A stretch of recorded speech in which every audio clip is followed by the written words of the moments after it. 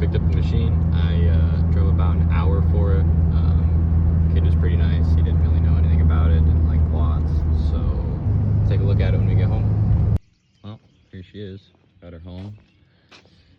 She's in pretty rough shape. Plastics are falling off. And cracked cut over here for some reason. The kickstart flops. She's pretty dirty, so we're gonna rinse her off. But tires are a little low. Chain's wicked loose. Shifter's a little high. Full FMF pipe. The silencer over here. Which I believe it is. Yep, Gold Series. It's got covers on it. And this weird bumper. And you know, this thing was a wheelie machine at one point. If we pop the seat off. If someone can explain to me why this was needed. Alright, here she is all washed off. Looks a little bit better. Definitely not as crappy as before, for sure.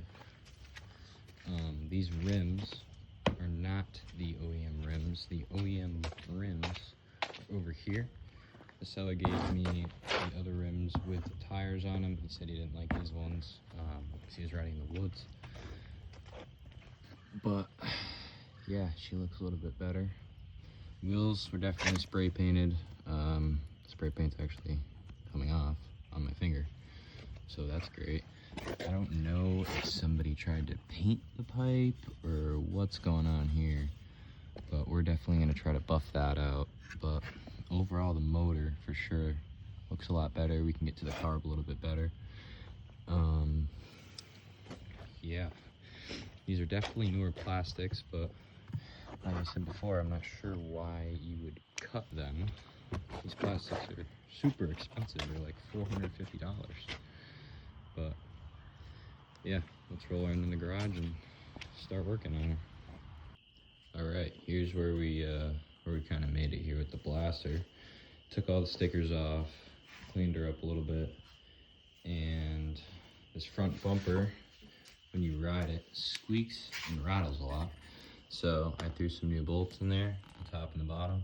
So that doesn't move anymore. I threw some bolts that were all missing in the front fenders. There, and there. Same thing on the other side. They were all missing, so I put those in. On the back of the quad, I got rid of that stack of nuts, and I had a spring, and I threw a nut on there just as a bit of a temporary fix. That filter doesn't go anywhere now, so that should be good. I tightened and oiled the chain. It's a little tighter than before. What else did I do to this thing? I checked to see if the Kickstarter will come off. The Kickstarter just kind of flops open and flops shut. I cannot get this Kickstarter off. I got the nut off, but it is just frozen on there, and the Phillips screw is stripped out. So that sucks. But we got it to idle by adjusting that idle screw right there on the top of the oil injection. Took the grips off, and the front brake lever was super far over to the left, and I could not get it off. So I had to pull it off of the bars because both of the Phillips screws were completely stripped out. And in doing that, I tore apart the perch. The lever's fine, but perch did crumble. So far what we still have to do is strip this white spray paint off of the pipe. We have to get a nut for the Kickstarter. That is not the right nut. The thread pitch is different, and it barely goes on. That would be why there's a washer on it right here. So we got to get the right nut for that. I'm debating whether or not I should find a Kickstarter for this, because I mean it's frozen on there. I probably tried for 30-40 minutes. I cannot get that thing off. So I don't know, or we might just have to leave that. perch with probably a different lever. We might as well. That lever's old. The brakes do work though on the front. I made sure before I ripped that thing off. And we're also gonna need some grips, obviously. We do need a front wheel bearing for this side, so if I do one, I'm just gonna do both fronts. And when I got it also, I didn't even realize I was riding it around, and when I jacked up the front end to do the chain, all 4 lug nuts on this tire were loose. And one of them isn't even the right one, or 2 of them aren't even the right ones. So, yeah, probably should have looked at that before I went and rode it around, but turn the gas on, start it up here for you. She actually runs pretty good, shockingly. And I got it to idle, so we'll see. It's been completely cold. I haven't started it in like 4 or 5 hours, so she is nice and cold. Gas is on. We'll leave the choke off, see if it starts. Kill switch is on.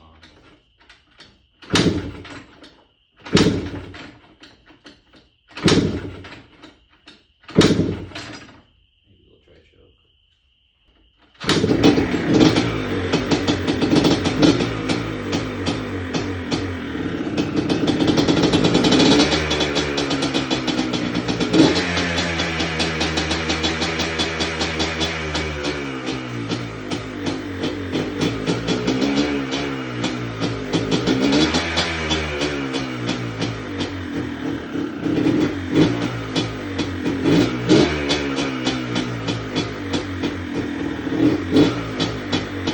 She definitely runs better than she did before. I'm probably still gonna end up going through the carb once I get it to the shop, but for now that'll do. All right, just brought her back from the shop. I went through the carb, and the carb actually had a 310 main in it. It calls for a 230. I could only get 250, and it also has a full FMF on it. So being a little rich is all right. I'd rather be a little rich than too lean. I greased all the bushings. Still needs an alignment. Still got to strip the paint off the pipe. But I was able to go through the carb and get her dialed in pretty much. So I also was able to get that Kickstarter off. So that's under the seat. You can kind of see it's not there. So we got a Kickstarter coming for it. I ordered a bunch of parts, so let's get her off the truck, pull her in the garage.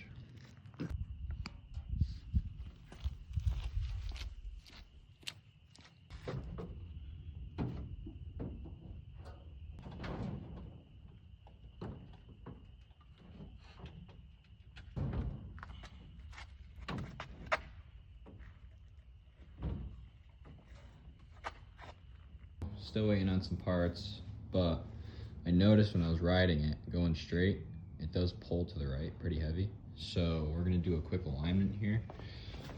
We're gonna see if, I haven't even looked at these tie rods yet, see if they're bent at all. And I'll be curious to see if we can crack these nuts loose. I hope I can. They don't look too bad.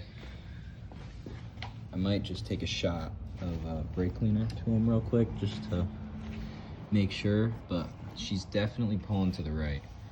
And yeah, I can't wait to be able to clean this FMF back up and get the rail pipe back from all of this paint and just grime, you know, going through the whole thing and getting all the grease off of the swing arm and off of the motor, what's left on it, and cleaning up the fins on the head and the cylinder. So, but I don't know, that'll be another day when I have more time and more want to do it, you know.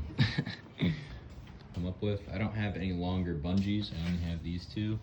So I got a soft strap here and I ran a bungee on another soft strap here and then tied it off back here. It doesn't have to be even, it just has to be a straight line from front to back coming off of the rear tire. So the way it's mounted on the front and back don't really matter. You can see why it pulls to the right. The wheel or the steering is completely straight, and on this side the strap is touching the rim and the wheel. On this side it touches up here, and then there's a gap here. So we're gonna have to tow this in, and we're gonna have to maybe tow this out a little bit more. You want this strap to be barely touching that. You always want both wheels to be towed out a little bit, but this is towed out too far, and this looks like it's towed out too little. So we're gonna have to kind of angle that one in and angle this one out just a little bit. We just want to make sure that we are going in the right direction. The inners and outers go in a different direction, so this one's gonna be spinning to my right, but technically it's the left. And then this one is gonna be the other way. Let me get all this grease off in here. It's so annoying. This one should spin my left.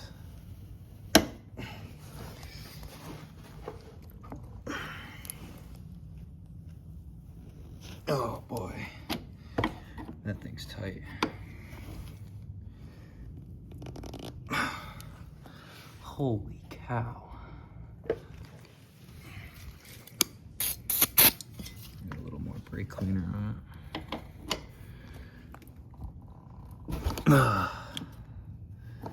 There we go. So, you know, as I'm explaining it, I should probably tell you the right thing.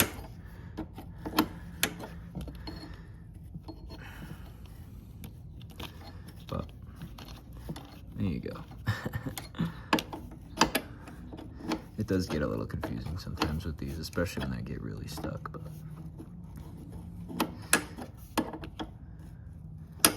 all right, so now we can tow it in and out with tire rod. You can see when I tow this out, when I spin it down, it's gonna slowly bring the tire closer.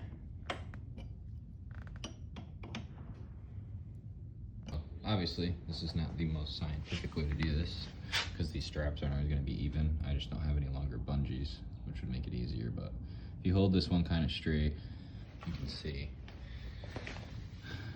that they're pretty even. Maybe I got to tow this one out a little bit more, but we're going to try that and see how she feels. Well, it's dark outside, so that didn't work. It's still pulling to the right. I got it as good as it's possibly gonna get, but for whatever reason, it just keeps going to the right. Tire pressures are all the same, and yeah, I'm not sure. I tried overcorrecting. At one point I had both wheels all the way towed out, and it still goes to the right, and I don't understand.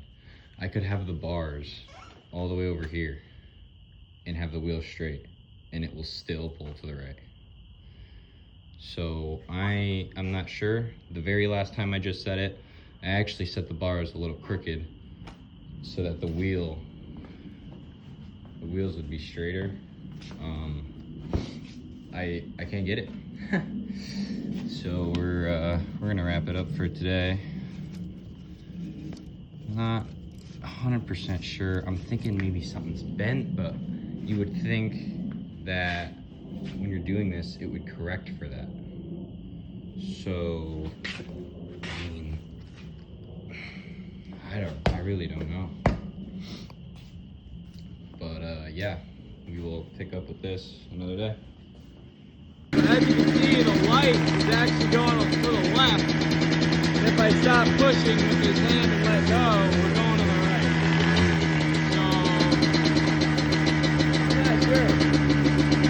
All right, we're back with the Blaster 200.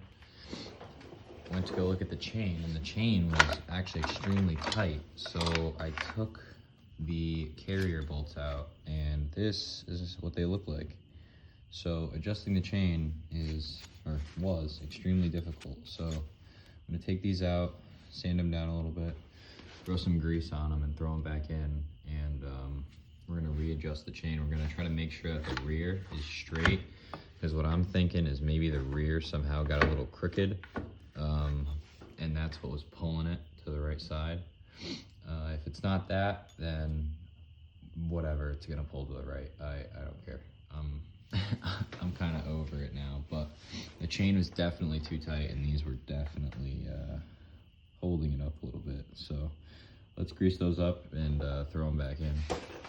So of course, that did not fix our pole issue. Whatever, it sucks, but whatever. You don't even notice it unless you're on a straight road. But we got a new brake lever, that works. Both brakes I had to put in time because this one is further out, so I don't know if at one point only one brake was working and it just wore through it or what, but we got a new Tusk front bumper. Looks a little better than, you know, whatever that is. I'm gonna throw that out. But yeah, she's coming along slowly. We're still waiting on a bunch of parts. The grips, I got some paint stripper to try to get some of that spray paint off of there, because you know that's gay. Gosh, what else did I order? Oh, Kickstarter. We're still waiting on that. But at least I kind of cleaned the splines out, because this used to be stuck on there. So at least now I can start it and tune it and stuff, and it just slides right on and off. But this thing was seized on there. That thing was on there pretty good. So we're gonna get the pipe off. We're gonna strip that down. We might take the silencer off too and try to clean that up a little bit. But yeah, overall, it's actually, it looks worse than it is, for sure. We're gonna clean up a lot of the grease on here. When I got it, I just rinsed it off, so we could work on it a little bit. But underneath, that dream bolt is perfectly dry. So she leaks no oil, which is cool. And she runs pretty good, shockingly. And if anyone is looking to change the idle on their blaster, because the blaster won't idle, just come over here. The idle screw is right here. These bikes used to be fuel injected or oil injected, so there used to be an oil tank on these where it would pull oil from and mix itself, so you didn't have to mix it. People usually delete those, they fail, and then they blow up because it's not getting any oil, it's only getting fuel. So what a lot of people will do too is they'll just get rid of this whole mechanism and throw a bigger carb on there, get a little more power out of it. But nobody ever took this carb off. They just deleted the oil injection system and left the carb, so they just throw 32 in the tank and go. But that's why, you know, if you're looking down here, you see the fuel mixture screw, but there's no idle screw down here. There's just this hole, and that's on both sides. So if you're looking for that, it's right here under the seat, on the top of the carb. It's mounted to the slide, so if you want to take the whole carb off, it's kind of a pain because this hits the frame, but you can get it out. It's not too bad. All right, just got done washing it again. I really tried to clean up the grease and everything off of the frame and the A-arms and the motor and stuff, so looks better, but not great, just because paint's already worn through and you can see the frame underneath it. But it is what it is. It's not going to be perfect, but try my best. I wish I could get rid of this, but I cannot find a bumper for it, so that looks like it's going to stay on there, unfortunately. But yeah,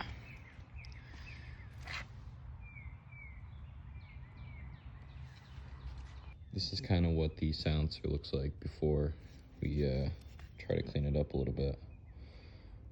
Not great. You can see all the nicks and scratches and stuff in it, but that's the silencer. And here's what the pipe looks like. This is probably one of the worst pipes I've seen in a while.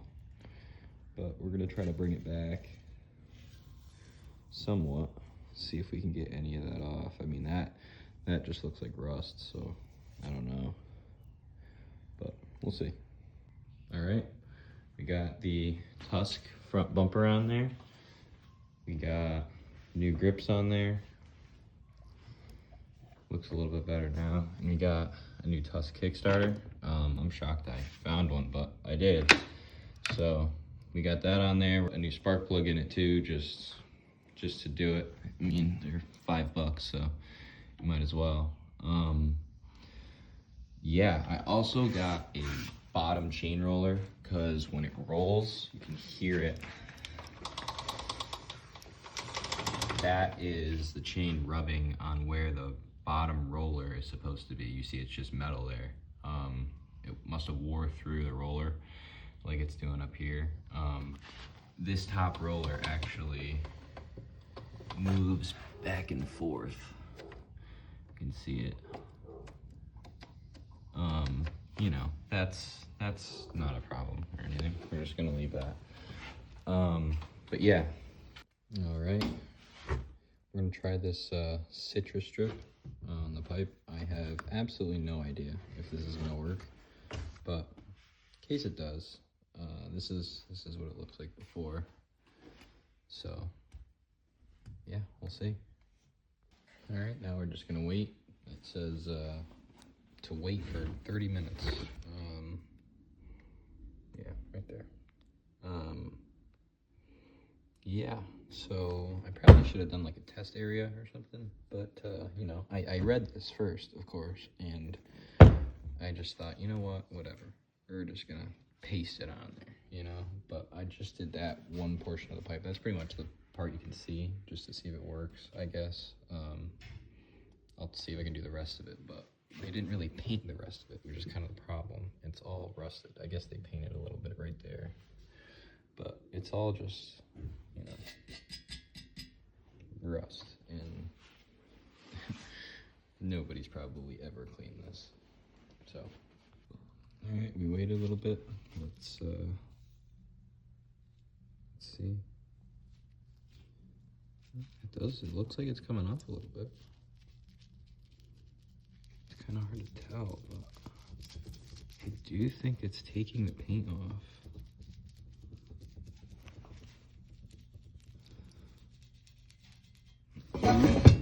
Okay, that's fantastic.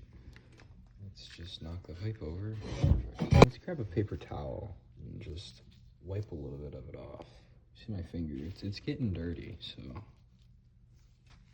yeah, so after wiping it a little bit, you can definitely see it is coming off. So we're gonna soak the whole thing, might as well, and try to get most of it off. So all right, here's what it looks like. I let it sit overnight.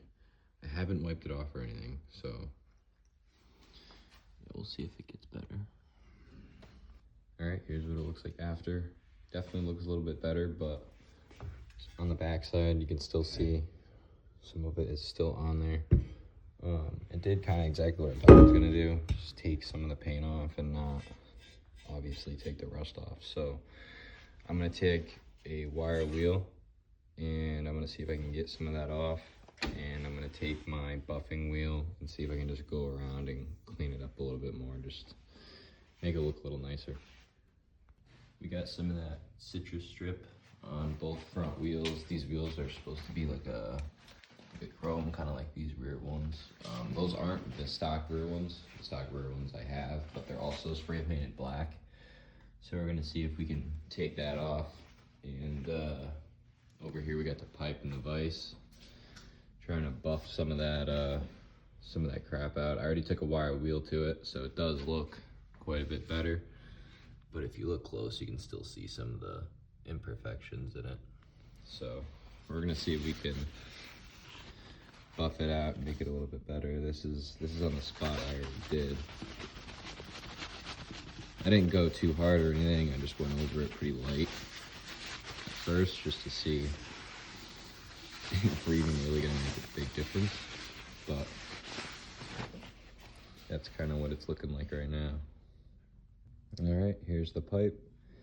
Obviously stuff like that I can't really get off. I got like the gunk off and stuff with the wire wheel, but that's pretty much as good as that's gonna get. But not perfect for sure, but looks better without all that freaking paint on it. I don't know why you would want to paint one of these, but yeah, that's what that looks like. Let's see if this citrus strip is working at all on these wheels. I hope it is, because these black wheels are hideous because paint's peeling. So let's see if we can get that paint off. All right, let's see if it's coming off at all. Oof, negatory.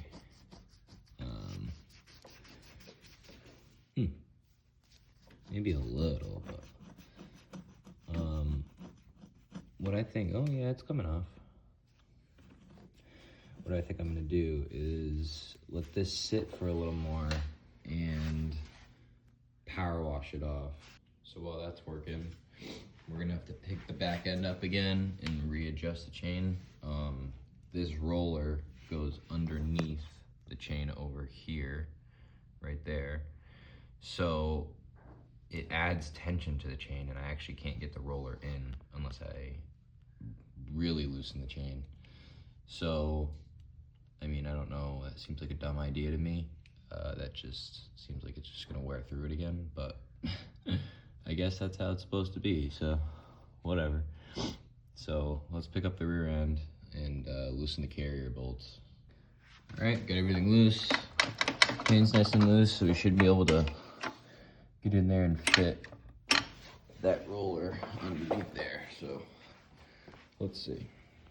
All right. Sounds a little bit better. Doesn't sound like it's rubbing on that metal guide anymore. Down there you can see it's on that rubber boot now. So cool. Now we're just gonna come over here and see if this is working again. I hope it is.